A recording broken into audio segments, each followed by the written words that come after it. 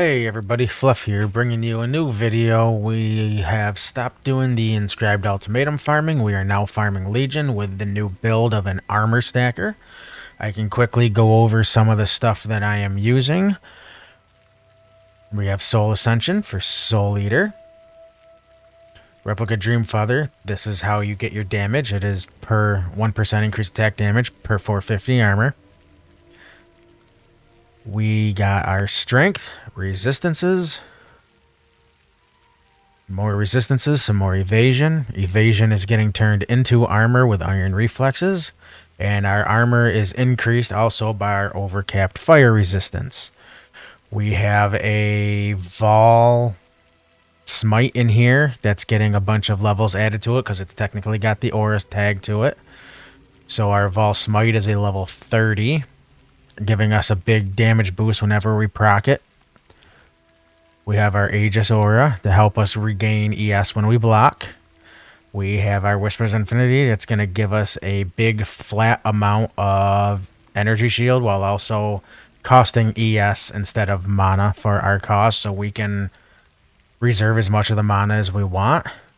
We have a energy shield Lich's Circlet, giving us plus to our AoE and Aura gems because we have most of our auras in here. Using our Mage Blood, giving us rage on hit with our tincture and damage penetrating. We are getting more armor with increased evasion. We are getting more evasion with increased armor. We're getting onslaught with regen and more fire resistance. Our fire resistance may slightly be overkill. We're at 631% over a 90 all res. And when we proc our Grace, because that is also linked to a Divine Blessing, our ES goes up to 1.3 million. Or our armor goes up to 1.3 million.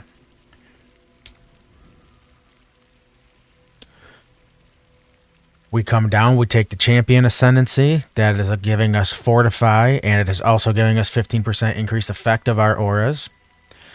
This is allowing us to start in our duelist area, and then we're coming up here to get Necromancer, allowing us to get 2% increased attack and cast speed for each aura that we have. And we run quite a lot of auras. So now starting down here at the bottom, we have 10 of these 10% chance to avoid being stun tattoos, allowing us to be stun proof. We are using Resolute Technique Corruption on our Replica Dreamfeather, so we cannot crit. So we might as well take this to get the 40% increased damage regardless. We are taking every bit of reservation efficiency and aura effect that we possibly can. I'm running a Prismatic Jewel. We run Determination, getting reduced damage from crit strikes, and we are also running a Wrath, so we're getting damage penetration. Versatile Combatant is helping us with our block. And the Iron Reflexes, as I mentioned earlier, is also giving us our evasion converted to armor, which is where we're getting all of our damage. First big cluster is just giving us Prismatic Heart, scintillating idea, along with elemental resistances and fire res, because remember, we're getting armor increased by that fire res, so we just want to scale that fire res to the moon. We always want 3 passive introspection jewels. This one is giving me my corrupted blood immunity, but introspection gives us 10% increased effect of our auras, while always looking to get as much strength, fire resistance, or all res we can. We are running 6 of these jewels. Anointing Charisma for more reservation efficiency. Another one with Storm Drinker. Storm Drinker is giving us our ES Leech, along with some extra penetration. We are a CI build, so we are Chaos immune. We coming over here for more non-curse effect aura effect, while also putting in a Rune Graft of the Warp so our buffs last longer and our debuffs get cut shorter. Remember running 6 of these. Always getting introspection on 3 passives. We come down here for this one. We have a Rune Graft of the Fortress because we don't need a whole lot of attributes. We kind of go overboard with them a little bit.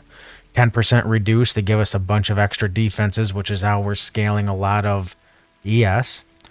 That also coming with bonus from the Necrotic Armor is really nice. We put a large Thread of Hope in here so we can also put on Divine Shield to give us a lot of ES regen when we block.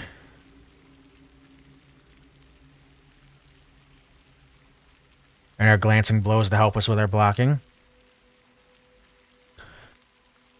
We are also running a Brutal Restraint for Asenath. It is also giving us... We have an Onslaught, even though we don't need that, but we are getting the non-curse aura effect twice. Which wasn't too expensive. It was only like 2 div. So it wasn't anything crazy. We're getting a Melding of the Flesh. This is how we're getting our 90% res. And a regular Jewel that's helping us get attack speed, more armor, fire resistance, attack cast speed. And now, without further ado, I am also running Jungle Valley Legion. So what does the tree look like? We are taking our Legion nodes, blocking everything we possibly can except for Delirium, because we want...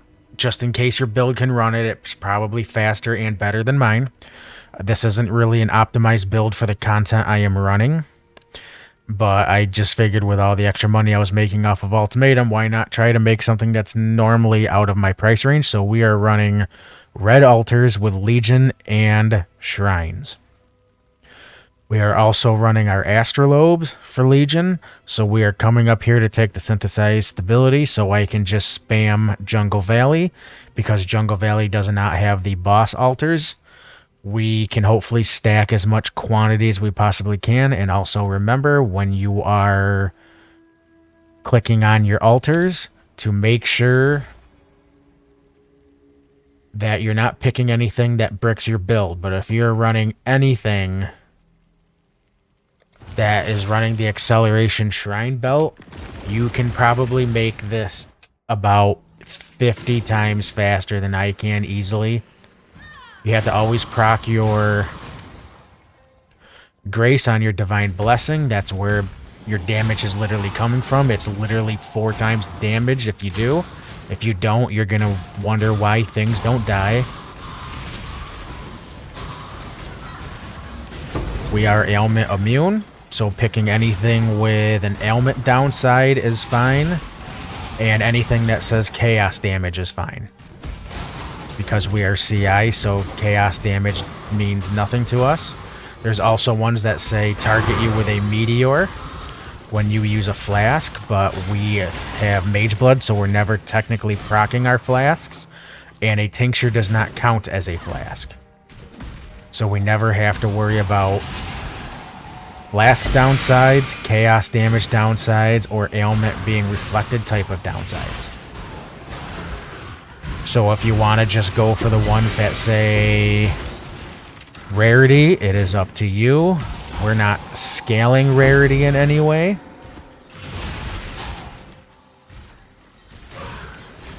So it is up to you if you wish to take any.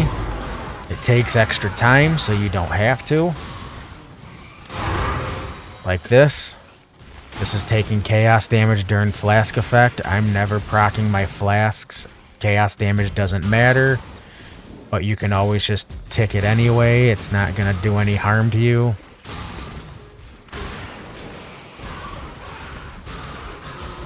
You just have to remember while you're running your maps, if you want to run this build, that you always have to continually press your Divine Blessing for your grace for your damage. You're going to have to be doing it non-stop. Divine Blessing, for me, for my grace, I believe has a 25.5 second runtime, so it's not like you have to do it all of the time. It has a pretty good length. But this is definitely not the build for this, but it's not bad. Breach was a little too rippy, so I decided not to do that. So I kind of looked into new Legion stuff.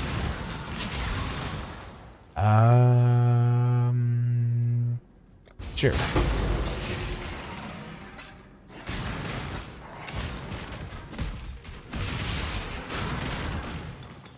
I am always fully completing our maps because you can still get the Uber map to drop for Exarch. Those are still selling for roughly, I think last time I checked, they were at 180C. I don't know what they are at this current moment. So we'll just come in here, kill the boss. I'm pretty sure we got all of the altars that we're going to get. So now we will run the 2 legions that we did see.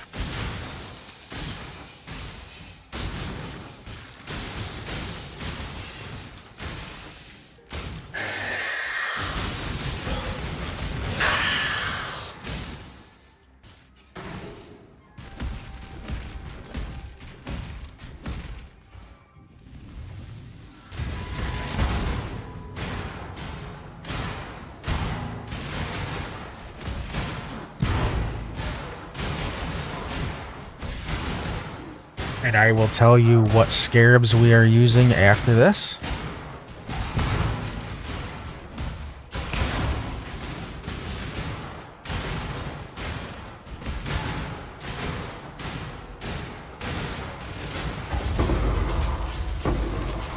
Proc my Vol Haste.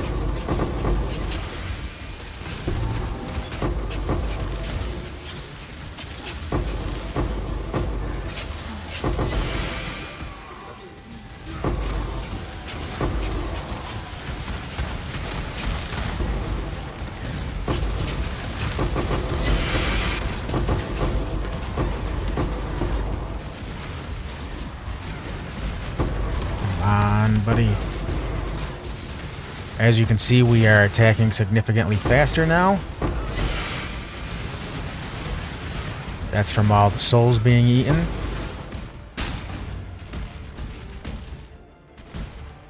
Unfortunately, we're not running any faster.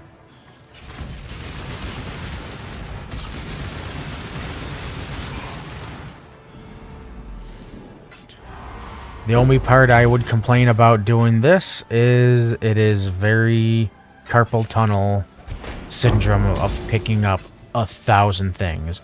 But you will get tons of stacked decks, you will get tons of splinters, emblems, you get tons of essences, raw currency, scarabs.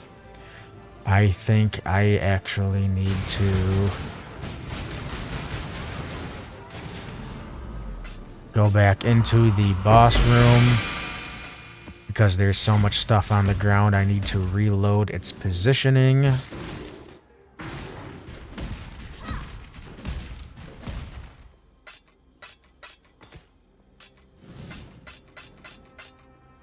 But this is what you're going to be doing a lot. You're just going to be picking up a lot of stuff. You got so many incubators. I have a quad tab 3/4 full of just incubators. There are special incubators that you can pick up from within the mirages. They can give either a pile of gold or a coin. Whatever one it picks, it's like 50-50. Earlier today, just the map prior to me recording this, I was able to get 2 coins of power out of it.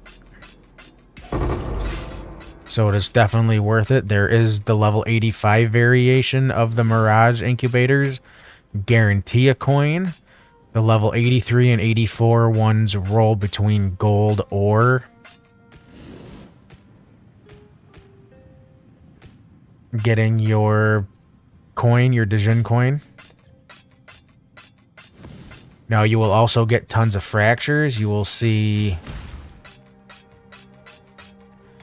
synth items dropping. You can check everything. There is a lot of everything. We'll just come drop portal here.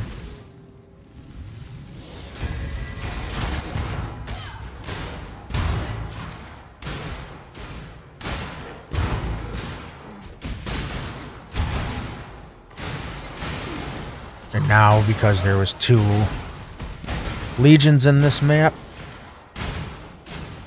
we just have to do them twice, and they both look like they appeared next to the Mirage, so we will be running 2 more once we get inside the Mirage.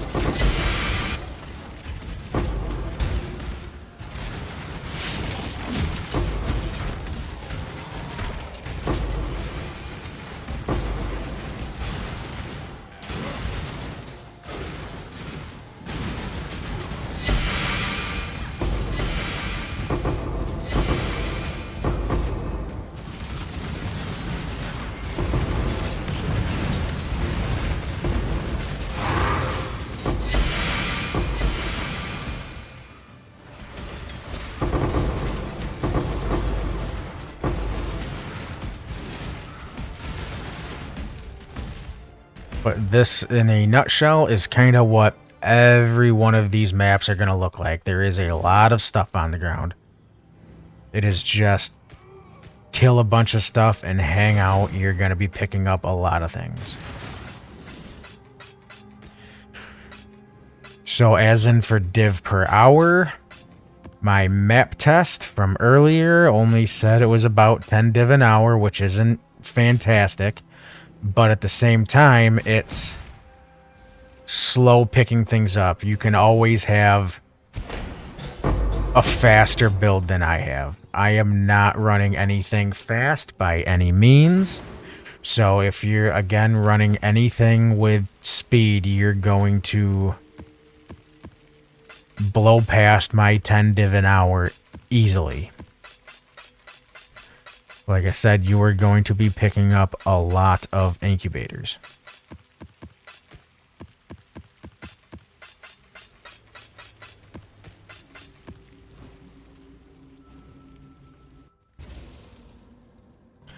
So being filled up, going back, resetting the area. Sometimes you just need to in order to be able to pick up anything.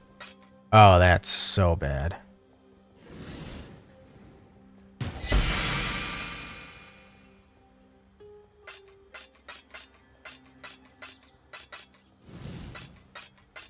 We're going to start from the bottom and hopefully...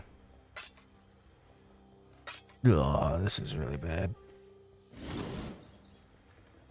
I think I'm going to have to open up my Djinn portal and reset everything again.